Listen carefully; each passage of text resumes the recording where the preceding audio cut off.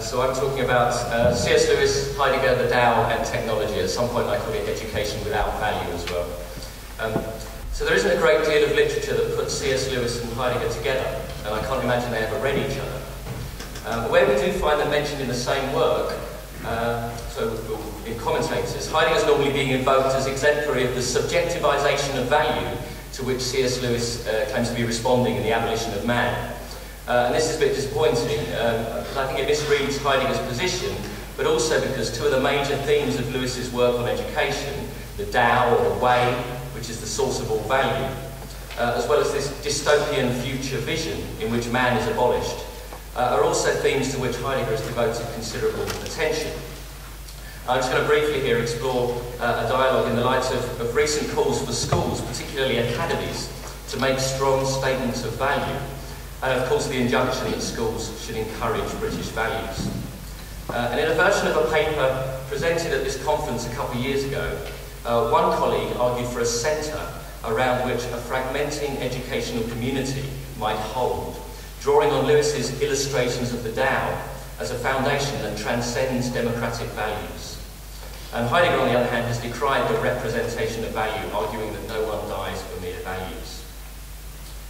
So Lewis identifies the Tao as a way or a path that we might stand or speak from within or without.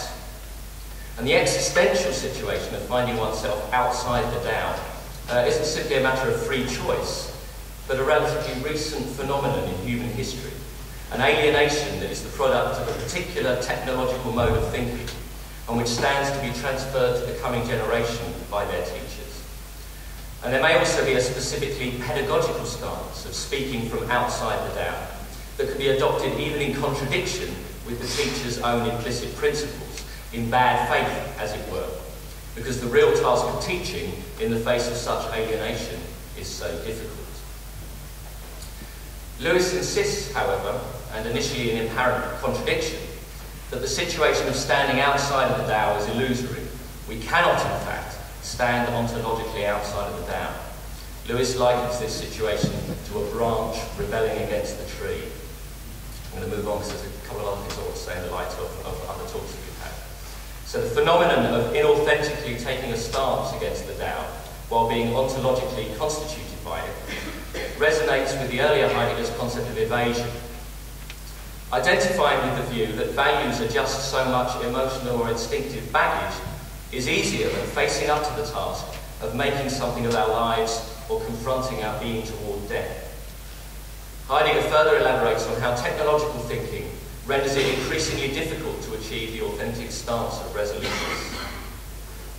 And the powerlessness that C.S. Lewis attributes to an imagined future science is located for the later Heidegger in the present situation, in the technological mode of disclosure that he calls enframing. In the clearing that makes being possible, every event of disclosure is accompanied by a concealment. There's never the possibility of full disclosure, which means that the clearing also holds out the possibility of new disclosure. Heidegger also experimented with likening the Tao, again with considerable ambiguity, to the clearing or the event of disclosure or the path of thought. We might compare here Lewis's the way in which things everlastingly emerge, stilly and tranquilly, into space and time. And I think in employing Heidegger here, I think we risk departing a little from Lewis's emphasis on the timeless absoluteness of the Tao. Except that Lewis does acknowledge that the Tao is susceptible to change from within, so that there can be new disclosures of the Tao, although these will always be enabled by the Tao that preceded, and thus do not constitute changes in the Tao, but a deepening of its spirit, a becoming, if you will. And what characterises for Heidegger enframing as a mode of disclosure, among others, is its promise to hold out a final and complete understanding of things, and thus a total disclosure. In so doing, in ordering all things for all time without obscurity and shadow, but in a sort of sterile scientific light, it conceals its own nature as a disclosure among others. It thus closes down possibilities for new disclosures and affects at the same time a closure of human possibilities. Now Lewis's resistance to this future vision can't merely take the form of advocating taking up once more the old educational methods in place of the new. The existential change brought about by technology means that the old educational methods are difficult for us to recover. He argues that until quite modern times, all teachers and even all men believed that objects could merit our approval or disapproval, our reverence or contempt. And hence Lewis continually emphasises the Tao's objectivity, its universality and its relative clarity, a clarity which he attempts to emphasise by making explicit the universal elements of the Tao in his appendix. Interestingly, one of the things he lists there is a willingness to make the ultimate sacrifice. That's one of the values that he codifies.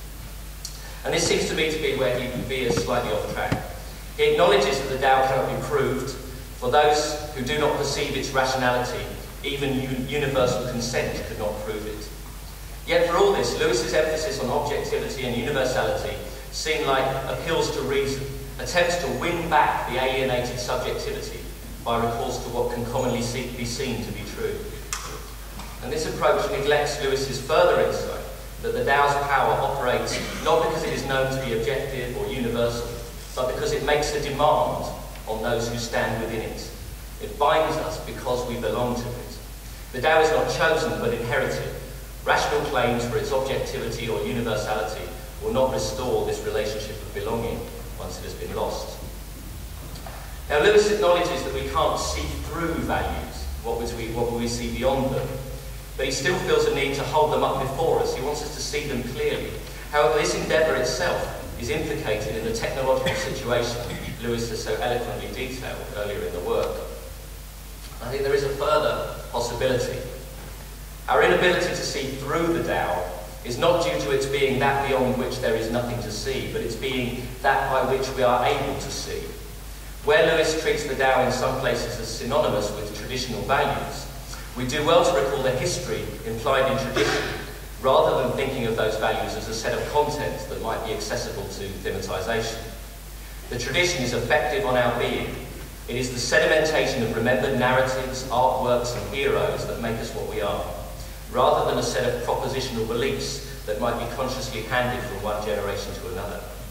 It's because the Tao resists explicit thematisation, and any attempt to bring it to light leaves much indeterminate potential, the mystery of humanity, in darkness, that enables the Tao, as Lewis says, to branch out as the situation varies into ever new beauties and dignities of application.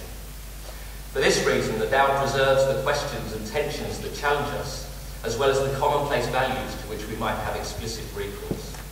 Tragedy, therefore, deserves a place in Lewis's attempted codification of the canon as much as religious scripture.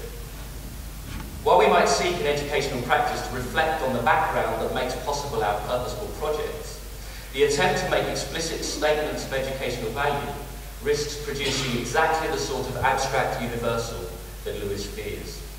Lewis anticipates Heidegger again, I think, when he likens creativity within the Tao to a poetic relationship with what is given. Human moral activity is a creative event within tradition, one that involves affirming possibilities that have been given in tradition and becoming more fully what we are. Doing so both transforms the self and contributes to the tradition. I just want to quickly add something to that in light of the reference to dwelling that we had a couple of days ago in the talk about outdoors. Because I think there are elements of Lewis's desire to conform the soul to reality that seem to anticipate Heidegger's notion of dwelling amongst the fourfold of earth and sky, mortals and the divinities. And although Lewis doesn't want to reduce value to merely the reflection on the minds of our ancestors of the agricultural rhythm, accepting such rhythms, as we might sort of be able to see in the sky, constitutes a part of learning to dwell in the Tao. Similarly, finding a harmony with nature, as quoting Lewis there, would restore our rootedness in the earth. And what else is intended in Lewis's lament for the death of the enchanted tree at the hands of the woodcutter, or the loss of the star's divinity, than the acknowledgement of the essential role of the gods in the condition of dwelling? Where the earth and the sky differ from place to place, so dwelling in the Tao may constitute a different way of life. There may even be different divinities. Finally, the place of mortals in the fourfold reminds us that, regardless of whether or not there is an external source for value, our world is given to us in human interaction and human history. Our effective history, in all its diverse manifestations, can lead us back to our common humanity. Lewis writes that it is at least arguable that every civilization we find has been derived from another civilization, and in the last resort, from a single centre. I just wanted to quickly return at this point to the image that Paul Standish gave us a couple of days ago, the choice of the hut, if you like. There was Thoreau's hut, where we might stay for 2 years and then leave, and there was Heidegger's hut, where we return to dwell. I was interested by the etymology that Paul offered us from Thoreau, of son terre, and I thought at the time, sort of, what could be more appealing than that kind of landless gait of the saunterer. But of course the story doesn't end there, because Thoreau doesn't privilege that etymology, he privileges a different one. He says the word is beautifully derived from idle people who roved about the country in the Middle Ages and asked charity under pretense of going à la Sainte Terre, to the Holy Land, till the children exclaimed, there goes a Sainte Terre, a saunterer, a Holy Land. And he goes on to say, our expeditions are but tours, and come round again at evening to the old hearthside from which we set out. Half the walk is but retracing our steps.